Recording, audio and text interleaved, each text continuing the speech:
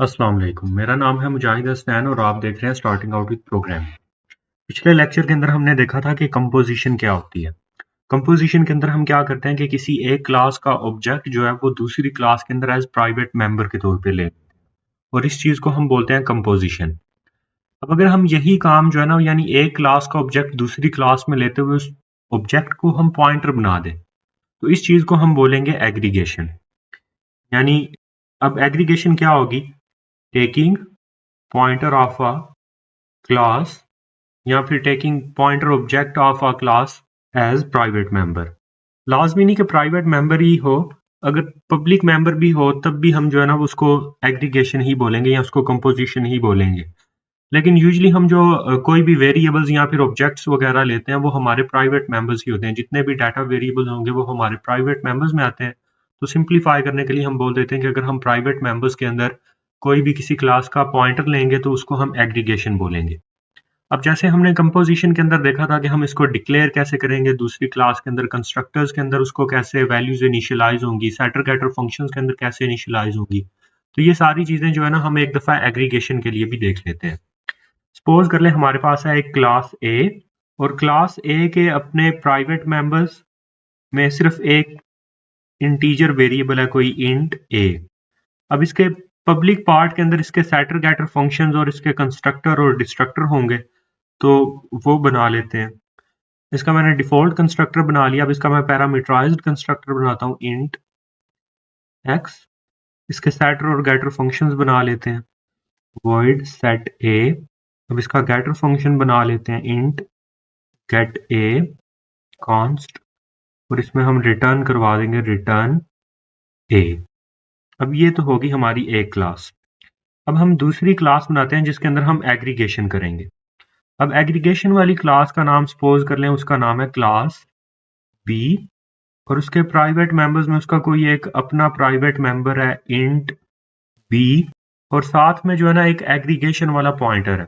अब एग्रीगेशन हम कैसे करेंगे? हम यहाँ पे ए क्लास का जो है ना एक पॉइंटर ऑब्जेक्ट ले लेंगे, ए स्टैटिक ओबीजे। अब पब्लिक के अंदर आके हमने क्या करना है कि हमने देखना है कि हम जो इसके बनाएंगे डिफॉल्ट कंस्ट्रक्टर, पैरामीटराइज्ड कंस्ट्रक्टर या सेटर गेटर फंक्शंस जो हम बनाएंगे उनके अंदर हम इस पॉइंटर ऑब्जेक्ट को अब कैसे चीजें इनिशियलाइज करवाएंगे। तो सबसे पहले तो हमारे पास यहाँ पे आ जाएगा इसका डिफॉल्ट कंस्ट्रक्टर बी। इसके अंदर बी इज इक्वल टू 0, और ओबीजे को हम इनिशियलाइज करवा देंगे डायनेमिक मेमोरी एलोकेशन। क्योंकि ये पॉइंटर है, पॉइंटर को यूज करने के लिए इसको डायनेमिक मेमोरी एलोकेट करवाना जरूरी है। और यहाँ पे हम जैसे ही obj is equal to new, new का क्या मतलब होगा कि डायनेमिक मेमोरी एलोकेट हो रही है, और साथ में अब हम इसको किस डाटा टाइप की डायनेमिक मेमोरी एलोकेट करवाना चाह रहे हैं, इसको हम ए क्लास की जो है ना वो डिफॉल्ट कंस्ट्रक्टर से डायनेमिक मेमोरी एलोकेट करवाना चाह रहे हैं। इससे क्या होगा कि एक डायनेमिकली एक ऑब्जेक्ट क्रिएट होगा न्यू ए, इस स्टेटमेंट से, इतनी से वो डायनेमिक ऑब्जेक्ट जो क्रिएट होगा वो ओबीजे को असाइन हो जाएगा। यानी ओबीजे जो पॉइंटर होगा उसके पास अब एड्रेस किसका होगा? जो यहाँ पे एक डायनेमिकली ऑब्जेक्ट क्रिएट किया गया उसका एड्रेस होगा ओबीजे के पास। अब ये बात बड़ी काबिल गौर है कि जो ओबीजे है ना इसके पास उस ऑब्जेक्ट का एड्रेस होगा। तो यानी जब जब भी हमने उस ऑब्जेक्ट को यूज करना है तो हमें पहले ओबीजे को डी रेफरेंस करना पड़ेगा, और डी रेफरेंस करने के बाद हम उसको यूज करेंगे। अब ये काम तो था कि अगर हम इसको कंस्ट्रक्टर के अंदर आके करते हैं। अगर हम इसको इनिशियलाइजेशन लिस्ट की मदद से करवाना चाहेंगे ना तो हम यहाँ पे लगाएंगे कॉलन, कॉलन लगा के यहाँ पे बी के अंदर 0 पास करवा देंगे, देन कामा, और ओबीजे के अंदर हम क्या पास करवा देंगे? ये डायनेमिकली जो ऑब्जेक्ट हम क्रिएट करवा रहे हैं ये, यानी न्यू ए, ये स्टेटमेंट हम यहाँ पे पास करवा देंगे। इससे क्या होगा कि जो ओबीजे है इसके पास एड्रेस आ जाएगा इस डायनेमिकली क्रिएटेड ऑब्जेक्ट का। अब इसी तरह इसका जो पैरामीटराइज्ड कंस्ट्रक्टर है वो भी हम क्रिएट करते हैं। पैरामीटराइज्ड कंस्ट्रक्टर के अंदर क्या होगा कि हमारे पास दो पैरामीटर्स पास होंगे, B int X int Y. अब बी को हम असाइन करवा देंगे एक्स, और वाई हमने इनिशियलाइज करवाना है जो हमारा ओबीजे को जिस ऑब्जेक्ट का एड्रेस मिलना है उसके इस ए वाले प्राइवेट मेंबर को। उसके लिए हम क्या करेंगे? हम यहाँ पे लिखेंगे OBJ is equal to new A, और यहाँ पे हम पास करवा देंगे वाई को। अब इस स्टेटमेंट से क्या होगा? एक डायनेमिकली यानी रन टाइम के ऊपर ऑब्जेक्ट एक क्रिएट होगा, और उसके लिए ये वाला जो कंस्ट्रक्टर है ना, ये कॉल हो जाएगा। और इस कंस्ट्रक्टर के कॉल होने से क्या होगा कि जो y की वैल्यू है वो यहाँ पे x को पास होगी। x की ये जो वैल्यू है ये a को इनिशियलाइज होगी, और जैसे ये a को इनिशियलाइज हो जाएगी तो यहाँ से ये जो डायनेमिक ऑब्जेक्ट है ये रिटर्न होके इसका एड्रेस स्टोर हो जाएगा ओबीजे के पास। तो इस तरह हम इसको भी इनिशियलाइज करवा सकते हैं, और यही काम हम इनिशियलाइजेशन लिस्ट के जरिए भी करवा सकते हैं। इनिशियलाइजेशन लिस्ट के जरिए हम क्या करेंगे, यहाँ पे कॉलन लगा के आगे बी के अंदर हम पास करवा देंगे एक्स को, और ओबीजे के अंदर हम पास करवा देंगे न्यू ए, और ए के अंदर हम पास करवा देंगे वाई को। तो ये काम हम इनिशियलाइजेशन लिस्ट के जरिए भी यूं करवा सकते हैं। अब आ जाते हैं इनके सेटर और गेटर फंक्शन के ऊपर। तो जो बी के लिए जो सेटर और गेटर फंक्शंस है ना, इंटीजर बी के लिए, ये तो सिंपली बन जाएंगे जैसे सिंपल सेटर गेटर फंक्शंस बनते हैं। हम आ जाते हैं ए ऑब्जेक्ट है जो हमारा, ये जो एग्रीगेशन वाला, हम इसके ऑब्जेक्ट्स के ऊपर आ जाते हैं। तो सबसे पहले इसका setter function void set OBJ, और यहाँ पे हम पैरामीटर्स में कोई ले लें इंट एक्स, क्योंकि इसका जो प्राइवेट मेंबर है वो इंटीजर है, तो हमने यहाँ पे एक इंटीजर वैल्यू ले लिया। अब यहाँ पे हम क्या करें, यहाँ तो हम ये कर लें कि ओबीजे के जरिए उसका सेटर फंक्शन कॉल कर लें। अब ओबीजे के जरिए अगर हमने उसका सेटर फंक्शन कॉल करना है तो हमें पहले ओबीजे को डी रेफरेंस करना पड़ेगा, यानी हम लिखेंगे स्टैरिक ओबीजे, इससे ओबीजे डी रेफरेंस होगा। देन उसके साथ हम डॉट लगा के उसका सेटर फंक्शन यानी सेट ए वो कॉल करेंगे और उसके अंदर एक्स को पास करवा देंगे। या फिर अगर हम ये डी रेफरेंस नहीं करना चाह रहे तो हम एरो ऑपरेटर को यूज कर सकते हैं, यानी हम लिखेंगे ओबीजे एरो ऑपरेटर, और एरो ऑपरेटर के आगे हम फंक्शन को कॉल कर सकते हैं सेट ए और उसके अंदर एक्स को पास करवा लेंगे। इन दोनों में से कोई एक काम करवा सकते हैं। या अगर हम ये सेटर फंक्शन नहीं कॉल करना चाह रहे तो हम क्या कर देंगे, हम करेंगे OBJ is equal to new A, और ए के अंदर हम पास करवा देंगे एक्स को।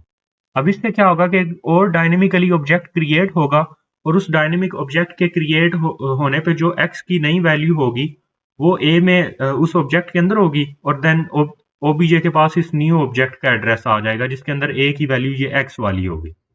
इसी तरह जो इसका गेटर फंक्शन है हम वो भी बनाएंगे। अब इसका गेटर फंक्शन जो है वो कैसे बनेगा, उसके लिए अब एक चीज हमें पता है कि जो हमारे पास ऑब्जेक्ट की रिटर्न टाइप है वो हमेशा वही होती है जो हमारे पास यहाँ पे उसकी डाटा टाइप ऑब्जेक्ट की होती है। तो हमारे पास ऑब्जेक्ट की डाटा टाइप थी पॉइंटर, तो यहाँ पे हम जो इसकी रिटर्न टाइप है वो भी पॉइंटर बनाएंगे, यानी हम यहाँ पे लिखेंगे ए स्टैरिक और ए स्टैरिक गेट ओबीजे, और इसके अंदर हम रिटर्न करवा देंगे रिटर्न ओबीजे। अब यहाँ से ये वाला फंक्शन जो है ना, सपोज कर लें कि हमने ये इंट मेन के अंदर ये वाला ना फंक्शन कॉल किया, ये गेट ओबीजे वाला। तो गेट ओबीजे वाला फंक्शन जो है वो कॉल करने से क्या होगा कि हमें एक पॉइंटर का एड्रेस जो है वो रिटर्न होगा। मसलन सपोज कर लें कि अगर बी क्लास का हमारे पास एक ऑब्जेक्ट है बी, और बी क्लास के ऑब्जेक्ट के जरिए हम कॉल करते हैं इस गेट ओबीजे फंक्शन को, बी डॉट गेट ओबीजे। इससे क्या होगा कि यहाँ पे एक एड्रेस रिटर्न होगा। अब इस एड्रेस को हमें डी रेफरेंस करना पड़ेगा। डी रेफरेंस हम दो तरीकों से करते हैं, या तो हम स्टैरिक लगाएंगे या फिर हम एरो ऑपरेटर लगाएंगे। तो यहाँ पे हम आगे लगाएंगे एरो ऑपरेटर, और एरो ऑपरेटर लगाने के बाद हम यहाँ पे जो इसका आगे गेटर फंक्शन है, मसलन हम अब इससे ए को गेट करवाना चाह रहे हैं जो ए की वैल्यू है, मसलन हम ये वाली अगर वैल्यू यहाँ से गेट करवाना चाह रहे हैं इस फंक्शन के जरिए, तो हमें क्या करना पड़ेगा कि एरो ऑपरेटर लगा के या फिर हमें जो स्टैरिक है हमें वो लगा के उसको डी रेफरेंस करना पड़ेगा। अगर हम स्टैरिक का यूज करते हैं तो फिर हमें यूं करना पड़ेगा बी डॉट गेट ओबीजे, और इसको हमें क्या करना पड़ेगा, ये जो हमारे पास ऑब्जेक्ट यहाँ से रिटर्न होके आएगा इसको हम करेंगे डी रेफरेंस, और जब ये डी रेफरेंस हो जाएगा तो हम फिर इससे डॉट ऑपरेटर लगा के गेट ए जो इस ऑब्जेक्ट का फंक्शन होगा हम उसको कॉल कर सकेंगे। पिछले जो हमारी कंपोजिशन थी और उसमें हमारे पास जो मेन डिफरेंस यहाँ पे आ रहा है ना, एक तो वो आ रहा है कि हमारे पास कंस्ट्रक्टर्स के अंदर डायनेमिक मेमोरी एलोकेशन होगी। जब भी हम एग्रीगेशन वाले ऑब्जेक्ट को कोई चीज इनिशियलाइज करवा रहे होंगे तो वहां पे डायनेमिक मेमोरी एलोकेशन इन्वॉल्व होगी। दूसरा ये है कि जब हम उस ऑब्जेक्ट के जरिए उसके सेटर फंक्शन या गेटर फंक्शंस को कॉल करना चाहेंगे तो हमें उस ऑब्जेक्ट को डी रेफरेंस करना पड़ेगा। एक डिफरेंस ये आ रहा है। तीसरा डिफरेंस हमारे पास ये आएगा कि जब हमने ये जो हमारे पास है ना बी क्लास का जो है ना, अब हमें क्या करना पड़ेगा, इसका एक तो हमें कॉपी कंस्ट्रक्टर भी बनाना पड़ेगा, मस्ट। उसके अंदर ये है कि ना भी बनाए तब भी वो डिफॉल्ट कॉपी कंस्ट्रक्टर जो है वो ठीक काम करेगा। हमें कॉपी कंस्ट्रक्टर भी बनाना पड़ेगा और हमें डिस्ट्रक्टर भी बनाना पड़ेगा। अब डिस्ट्रक्टर क्यों बनाना पड़ेगा? डिस्ट्रक्टर हमें इसलिए बनाना पड़ेगा कि जो हमने डायनेमिक मेमोरी एलोकेशन करवाई या कंस्ट्रक्टर के अंदर, अगर हम उसे खुद से डिलीट नहीं करवाएंगे तो बी क्लास का ऑब्जेक्ट डिलीट होने के बावजूद ये जो उसका प्राइवेट मेंबर है ओबीजे, वो रैम से डिलीट नहीं होगा। तो हमने मेमोरी इसके अंदर खुद से मैनेज करनी है। और कॉपी कंस्ट्रक्टर हमने इसलिए बनाना है ताकि डैंगलिंग पॉइंटर प्रॉब्लम जो है ना वो ना आए। अगर आपने कॉपी कंस्ट्रक्टर और डिस्ट्रक्टर के बारे में वीडियो देखनी है तो वो प्ले लिस्ट के अंदर ऑलरेडी अवेलेबल है, तो आप इन दोनों के बारे में वहां से वीडियो देख सकते हो कि वो हम कैसे बनाएंगे। इसके अंदर भी कंपाइलर के अंदर मैं एक दफा इनको जरूर बनाऊंगा, लेकिन वहां पे इनको मैंने डिटेल से डिस्कस किया हुआ है। तो अब एक दफा कंपाइलर पे जो है ना ये सारा कोड करके हम देख लेते हैं। अब हम आ गए हैं कंपाइलर के ऊपर। अब जो पिछले लेक्चर यानी कंपोजिशन के अंदर हमने वो डेट क्लास और पर्सन क्लास की एग्जांपल देखी थी, हम उसी को ही जो है ना वो आगे लेके चलेंगे। उसमें हम चेंजेस करके देखेंगे कि हम इसको कैसे एग्रीगेशन बना सकते हैं। अब इसके अंदर सबसे पहले एक डेट क्लास है हमारे पास, जिसके अंदर प्राइवेट मेंबर्स, हमारे पास 3 प्राइवेट मेंबर्स हैं, डे, मंथ और ईयर। इसके इसका डिफॉल्ट कंस्ट्रक्टर है हमारे पास, इसका पैरामीटराइज्ड कंस्ट्रक्टर है, इसके सेटर फंक्शंस हैं और इसके 3 गेटर फंक्शंस हैं। अब हम आ जाते हैं अपनी पर्सन क्लास के ऊपर। अब पर्सन क्लास के अंदर अगर हमने कंपोजिशन करनी होगी तो कंपोजिशन के लिए हमें क्या करना पड़ेगा, हमें यहाँ पे एक डेट क्लास का एक ऑब्जेक्ट क्रिएट करना पड़ेगा जिससे कंपोजिशन हो जाएगी। अब अगर इसी को ही हमने एग्रीगेशन के अंदर कन्वर्ट करना है, एग्रीगेशन के अंदर अगर हमें इसे कन्वर्ट करना होगा तो हमें इस ऑब्जेक्ट को पॉइंटर बनाना पड़ेगा। तो पॉइंटर बनाने के लिए सिंपली मुझे यहाँ पे साथ में स्टैरिक लगाना पड़ेगा। अब जैसे ही मैं यहाँ पे कोई प्राइवेट मेंबर्स के अंदर स्टैरिक लगाता हूँ ना, तो पहले तो ये था कि अगर आपको पता हो कि हमारे पास अगर कोई भी क्लास के अंदर हम उसका डिफॉल्ट कंस्ट्रक्टर ना बनाए तो वो कंपाइलर हमें खुद से प्रोवाइड कर देता है। लेकिन अब हमें इसका जो डिफॉल्ट कंस्ट्रक्टर है वो लाजमी हमें जो है वो बनाना पड़ेगा, जिसके अंदर हमें या तो इस पॉइंटर को नल असाइन करना पड़ेगा या इसको डायनेमिक मेमोरी असाइन करना पड़ेगी। दोनों में से कोई एक काम हमें मस्ट करना पड़ेगा। तो पर्सन क्लास का हम डिफॉल्ट कंस्ट्रक्टर बनाते हैं पर्सन। अब सबसे पहले तो हम इसकी इनिशियलाइजेशन लिस्ट के जरिए इसको वैल्यूज इनिशियलाइज करवाते हैं कि नेम को मैं वैल्यू असाइन करवाऊंगा एम्प्टी स्ट्रिंग, और जो मेरा डीओबी ऑब्जेक्ट है, पॉइंटर ऑब्जेक्ट है, उसको मैं डायनेमिक मेमोरी एलोकेट करवाऊंगा न्यू डेट, और डेट के साथ जो है वो मैंने पैरेंथेसिस लगा दी। अब अगर आप देखो तो इसके ऊपर यहाँ पे कोई कंपाइलर एरर नहीं दे रहा, तो यानी हम यूं जो है ना वो डीओबी को यूं डायनेमिक मेमोरी जो है वो इनिशियलाइज करवा सकते हैं। अब डीओबी को मैंने डायनेमिक मेमोरी को किससे इनिशियलाइज करवाई है, डेट क्लास से इनिशियलाइज करवाई है, और साथ में सिर्फ पैरेंथेसिस लगाने का मतलब है कि उसके लिए इसका डिफॉल्ट कंस्ट्रक्टर कॉल होगा। अगर हम ये काम इनिशियलाइजेशन लिस्ट के जरिए नहीं करना चाह रहे, हम कंस्ट्रक्टर के अंदर करना चाह रहे हैं, तो हम कंस्ट्रक्टर के अंदर कर सकते हैं। यानी name is equal to empty string और DOB is equal to new date parenthesis. इससे डेट क्लास का जो डायनेमिक एक ऑब्जेक्ट क्रिएट होगा वो डीओबी को असाइन होगा, यानी डीओबी के पास इसका एड्रेस होगा। डीओबी इटसेल्फ जो है ना वो उस ऑब्जेक्ट नहीं है, यानी डीओबी क्या है, पॉइंटर है। पॉइंटर क्या करते हैं, उनके पास सिर्फ एड्रेस होता है। तो डीओबी के पास एड्रेस होगा उस ऑब्जेक्ट का जो हमने यहाँ पे अभी ये डायनेमिकली क्रिएट किया है। और अगर हमने कहीं पे भी उस ऑब्जेक्ट को यूज करना है तो हमें डीओबी को डी रेफरेंस करना पड़ेगा, जो कि हम स्टैरिक से या फिर एरो ऑपरेटर से हम करेंगे। इसके बाद अब हम इसका बना लेते हैं पैरामीटराइज्ड कंस्ट्रक्टर। अब पैरामीटराइज्ड कंस्ट्रक्टर जो है, जो हमने लास्ट टाइम हमने बनाए थे, उसमें था एक स्ट्रिंग n पैरामीटर पास हो रहा था, साथ में हमारे पास int d, int m, int y, 3 parameters ये पास हो रहे थे। अब इसकी बॉडी के अंदर आके name is equal to n, और जो हमारा dob होगा उसको हम डायनेमिक मेमोरी एलोकेट करवाएंगे। dob is equal to new date, और डेट के अंदर हम पास करवा देंगे डी, एम और वाई। ये 3 पैरामीटर्स हम पास करवाएंगे तो यहाँ पे एक डेट क्लास का डायनेमिकली ऑब्जेक्ट क्रिएट होगा, और वो ऑब्जेक्ट क्रिएट होने के बाद जो है ना वो डीओबी के पास उसका एड्रेस आ जाएगा। अब एक और बात यहाँ पे जो है ना वो ध्यान रखनी पड़ेगी कि अगर आप यहाँ पे ये इनिशियलाइजेशन कंस्ट्रक्टर के जरिए नहीं करवाना चाह रहे, आप सेटर गेटर फंक्शन के जरिए करवाना चाह रहे, जैसे हम कंपोजिशन में कर सकते थे कि हम यहाँ पे बजाय एनोनिमस ऑब्जेक्ट क्रिएट करने के हम उसको सेटर गेटर फंक्शंस के जरिए वैल्यूज असाइन करवा दें। तो उसके लिए भी पहले हमें इसको डायनेमिक मेमोरी एलोकेट करना पड़ेगी। डायनेमिक मेमोरी एलोकेट होने के बाद हम इसके कंस्ट्रक्टर्स और यहाँ फिर जो है ना इसके इसके जो सेटर गेटर फंक्शंस है वो हम कॉल कर सकते हैं। तो डायनेमिक मेमोरी एलोकेशन मस्ट है यहाँ पे, वो हमें कंस्ट्रक्टर्स के अंदर करवानी ही पड़ेगी हर सूरत। अब उसके बाद इसका हमने एक तीसरा कंस्ट्रक्टर भी हमने बनाया था जिसके अंदर दो पैरामीटर्स पास हो रहे थे, एक था स्ट्रिंग n और दूसरा हमारे पास एक डेट क्लास का ऑब्जेक्ट होगा, डेट d। अब ये हम कैसे इसको इनिशियलाइज करवाएंगे, नेम इज इक्वल टू तो आ जाएगा n, dob is equal to ampersand d। अब इससे क्या होगा कि हमारे पास जो dob है, dob क्या है, वो हमारे पास क्या है, वो एक पॉइंटर है। और जैसे हम यहाँ पे इसको d यानी d के साथ इसको इनिशियलाइज करवाना चाहेंगे तो d क्या है, ऑब्जेक्ट है, लेकिन dob क्या है, वो पॉइंटर है। तो हम पॉइंटर को ऑब्जेक्ट से इनिशियलाइज नहीं करवा सकते, हम यहाँ पे साथ में क्या लगा देंगे, हम यहाँ पे एम्परसैंड लगाएंगे। एम्परसैंड लगाने से क्या होगा कि हमारे पास जो ऑब्जेक्ट यहाँ पे हम एज पैरामीटर पास करवा रहे हैं उसका एड्रेस जो है वो इनिशियलाइज होगा।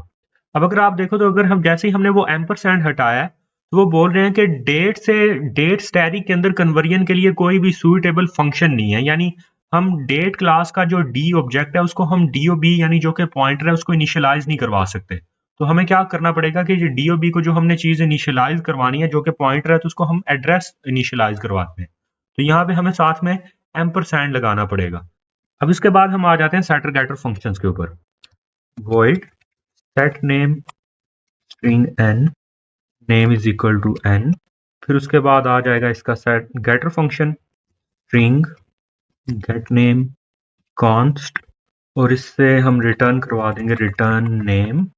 अब हम अपने dob के लिए बना लेते हैं void set dob int d int m int y, dob is equal to new date d m y।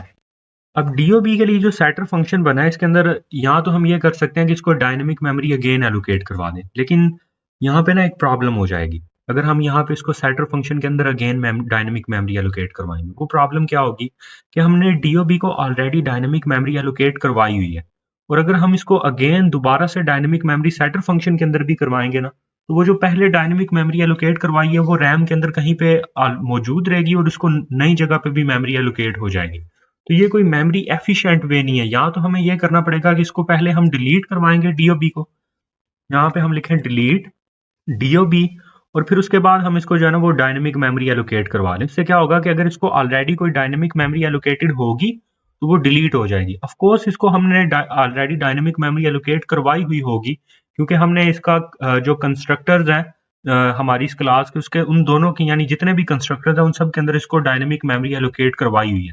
तो सेटर फंक्शंस के अंदर इसको अगर हमने दोबारा से डायनेमिक मेमोरी एलोकेट करवानी है तो जो पहले से इसको एलोकेटेड डायनेमिक मेमोरी है वो हमें डिलीट करवानी पड़ेगी। तो उसको डिलीट करवा के फिर हम यहाँ पे जो है ना ये करेंगे काम। अगर ये आप डिलीट नहीं भी करवाते ना तो कंपाइलर कोई एरर नहीं देगा, लेकिन ये मेमोरी मैनेजमेंट के लिए जरूरी है कि आप यहाँ पे पहले जो उसको ऑलरेडी एलोकेटेड मेमोरी है उसको डिलीट करवाओ और देन उसको जो है ना वो नई मेमोरी उसको असाइन करवाओ। अब एक तरीका तो ये है कि हम इस तरह से करवा लें। अब अगर उसको ऑलरेडी डायनेमिक मेमोरी एलोकेटेड है तो हम फिर ये क्या काम कर सकते हैं कि फिर उसको हम नए सिरे से उसको कोई मेमोरी एलोकेट करवाने के हम उसके सेटर गेटर फंक्शंस जो है ना वो कॉल करवा लें। हम यहाँ पे लिखेंगे dob एरो ऑपरेटर और एरो ऑपरेटर के आगे हम उसका कॉल कर लेंगे सेट डे और डे के अंदर हम पास करवा देंगे d को। अब जैसे हमने ये एरो ऑपरेटर के जरिए किया यही काम हम जो है ना वो स्टैरिक से भी करवा सकते हैं। dob, अब इसको हमने पहले d रेफरेंस किया और d रेफरेंस करने के बाद हमने लगाया डॉट, डॉट लगाने के बाद हमने यहाँ पे कॉल किया सेट मंथ और उसके अंदर हमने पास कर दिया m। तो हम ये दोनों तरीकों से जो है ना वो अपने इस पॉइंटर dob को d रेफरेंस करके ऑब्जेक्ट के जो सेटर गेटर फंक्शंस हैं वो कॉल कर सकते हैं। यहाँ तो हम dob के आगे डायरेक्ट एरो ऑपरेटर लगा लें, दूसरा तरीका ये है कि हम उसके साथ स्टैरिक लगा के उसको डी रेफरेंस कर लें। तो ये दोनों तरीके से हम काम कर सकते हैं। वैसे ज्यादा एफिशिएंट ये है कि आप एरो ऑपरेटर को यूज करो उससे प्रोग्रामिंग स्टाइल जो है वो अच्छा हो जाएगा आपका। सेट ईयर, और इसके अंदर हम पास करवा दें वाई। अब ये डीओबी का जो सेटर फंक्शन है वो बन गया। अब उसके बाद हम क्या करेंगे, उसके बाद अब हम इसका जो गेटर फंक्शन है वो बना लेंगे। अब क्योंकि डीओबी की टाइप क्या है हमारे पास, वो है डेट क्लास का पॉइंटर, तो इसकी जो रिटर्न टाइप होगी वो भी क्या होगी, वो डेट क्लास का एक पॉइंटर होगा, गेट डीओबी। और इसके अंदर हम रिटर्न करवा देंगे रिटर्न डीओबी। अब उसके बाद इसके अंदर हमने इसके जो सेटर गेटर फंक्शंस है हमने वो बना लिए हैं। सेटर गेटर फंक्शंस के बनाने के बाद अब हम इसके अंदर बनाएंगे डिस्ट्रक्टर। अब डिस्ट्रक्टर जो है वो हम क्यों बनाएंगे ये भी डिस्कस कर लेते हैं। डिस्ट्रक्टर बनाने के लिए हम लगाएंगे टिल्ड ऑपरेटर पर्सन, और पर्सन के अंदर आके हम यहाँ पे चेक करेंगे कि अगर हमने डीओबी को डायनेमिक मेमोरी एलोकेट करवाई हुई है तो उसको हम डिलीट करवा दें। वो हम कैसे चेक करेंगे, हम यहाँ पे चेक करेंगे if DOB is not equal to null PTR, कि अगर हमारा जो डीओबी है वो नल पीटीआर नहीं है। नल पीटीआर कौन सा पॉइंटर होगा, ऐसा पॉइंटर जिसको डायनेमिक मेमोरी एलोकेट ना करवाई गई हो, उस पॉइंटर वो पॉइंटर जो है वो नल पीटीआर के इक्वल होगा या सिंपली नल के इक्वल होगा। अगर हमारा जो डीओबी है वो नल पीटीआर नहीं है, यानी उसको डायनेमिक मेमोरी एलोकेटेड है, तो देन हम क्या करें, यहाँ से हम उसको डिलीट करवा दें। अब ये इफ की कंडीशन लगाना क्यों जरूरी है, हो सकता है ना कि सम टाइम आपके डीओबी को डायनेमिक मेमोरी एलोकेट नहीं हुई, और अगर डीओबी को डायनेमिक मेमोरी एलोकेट नहीं हुई तो हम अगर ये वाली स्टेटमेंट एग्जीक्यूट करवाएंगे ना डिलीट डीओबी, तो उससे हमारे पास एक सेगमेंटेशन फॉल्ट आ जाएगा, यानी हम एक ऐसी मेमोरी लोकेशन को डिलीट करवाना चाह रहे हैं जो एग्जिस्ट ही नहीं करती, और अगर वो एग्जिस्ट नहीं करती उसको हम डिलीट करवाना चाह रहे हैं तो वो हमारे पास एक एरर है, तो ये रन टाइम एरर आ जाएगा हमारे पास। तो उससे बचने के लिए जरूरी है कि आप एक इफ की कंडीशन लगा के पहले चेक कर लो कि वो डीओबी के अंदर वो मेमोरी एग्जिस्ट भी करती है या नहीं। अब इसके अलावा एक और चीज हमने बनानी है, वो है हमारा कॉपी कंस्ट्रक्टर। तो यहाँ पे ऊपर जो हमने कंस्ट्रक्टर्स बनाए हैं इनके साथ ही हम पर्सन क्लास का कॉपी कंस्ट्रक्टर भी बना देंगे, पर्सन, और इसके अंदर पास होगा हमारे पास कॉन्स्ट पर्सन एम्परसैंड ओबीजे, और इसके अंदर आके हम क्या करवाएंगे, name is equal to OBJ dot name, और जो हमारा डीओबी है, डीओबी क्योंकि पॉइंटर है तो डीओबी पॉइंटर के उसके पॉइंटर होने की वजह से हम उसे दोबारा से जो है ना वो डायनेमिक मेमोरी एलोकेट करवा के जो है ना वो जो दूसरा हमारा राइट हैंड साइड पे ऑब्जेक्ट पास हो रहा होगा उसकी वैल्यूज जो है वो इनिशियलाइज करवाएंगे। तो वो हम कैसे करवाएंगे, DOB is equal to new date, DOB को डायनेमिक मेमोरी एलोकेट होगी। अब हम डीओबी के जरिए जो है ना उसको वैल्यूज जो सेट करवाएंगे वो उसके सेटर फंक्शंस में पास करवा देंगे। DOB arrow operator set day, और सेट डे के अंदर हम क्या पास करवा देंगे, ओबीजे डॉट डीओबी, और डीओबी के आगे हम लगाएंगे एरो ऑपरेटर और उसका गेट डे। जो भी ओबीजे का डे होगा हम वो यहाँ पे जो है ना वो पास करवा देंगे। इसी तरह हम बाकी जो मंथ और ईयर हैं वो भी हम असाइन करवा देंगे। हमने करना क्या है कि डीओबी को पहले हमने डायनेमिक मेमोरी एलोकेट करवाई, क्योंकि कंस्ट्रक्टर है, कोई भी कंस्ट्रक्टर है उसके अंदर अगर हमने किसी भी पॉइंटर को यूज करना है तो पहले हमें उसे डायनेमिक मेमोरी एलोकेट करवानी पड़ेगी। हमने डीओबी को डायनेमिक मेमोरी एलोकेट करवाई, फिर डीओबी के सेट डे के अंदर हमने क्या पास करवाया, जो यहाँ से ओबीजे पैरामीटर आ रहा है ना उस ओबीजे का जो डीओबी है उसका जो डे वाली जो वैल्यू है ना हमने वो इसको सेट करवा दी है।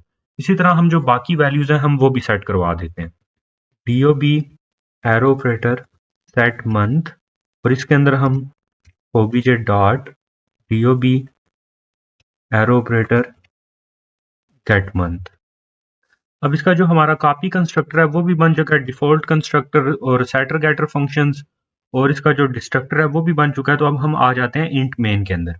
अब इंट मेन के अंदर आके हम यहाँ पे पर्सन क्लास का एक ऑब्जेक्ट लेंगे पर्सन पी, और P1 के अंदर हम उसका नेम पास करवा देंगे मुजाहिद हसनैन, और साथ में उसकी जो डेट ऑफ बर्थ है हम वो भी पास करवा देंगे। अब डेट ऑफ बर्थ में यहाँ पे कोई भी, वैसे तो वो डिफॉल्ट में पास की हुई है लेकिन यहाँ पे कोई भी हम पास करवा देते हैं 26/2001।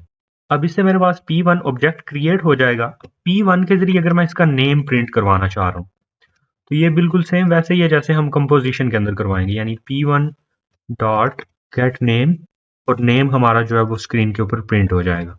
अब अगर इसकी मैं डेट ऑफ बर्थ प्रिंट करवाना चाह रहा हूँ तो उसके लिए मुझे पहले P1 के जरिए उसका जो गेट डीओबी है वो कॉल करना पड़ेगा, और DOB हमारे पास क्या था, एक पॉइंटर था, तो पॉइंटर के बाद हमें क्या करना पड़ेगा, एरो ऑपरेटर लगाना पड़ेगा। गेट डे हम करेंगे तो इससे डे प्रिंट हो जाएगा। फिर उसके बाद हम मंथ प्रिंट करवाएंगे, P1 dot gate DOB arrow operator, और फिर आगे आ जाएगा गेट मंथ, तो इससे हमारे पास मंथ प्रिंट हो जाएगा। फिर उसके बाद हम ईयर प्रिंट करवाएंगे, P1 dot gate DOB dot, अब यहाँ पे डॉट नहीं लगेगा, एरो ऑपरेटर लगेगा क्योंकि ये पॉइंटर है, गेट ईयर, और इससे हमारे पास स्क्रीन के ऊपर उसका ईयर प्रिंट हो जाएगा। अब इसको एक दफ़ा रन करके देखते हैं हम। तो जैसे ही हमने इसको रन किया तो स्क्रीन के ऊपर इसकी आउटपुट आ चुकी है, मुजाहिद हसनैन, और साथ में जो है ना वो इसकी डेट ऑफ बर्थ भी प्रिंट हो चुकी है।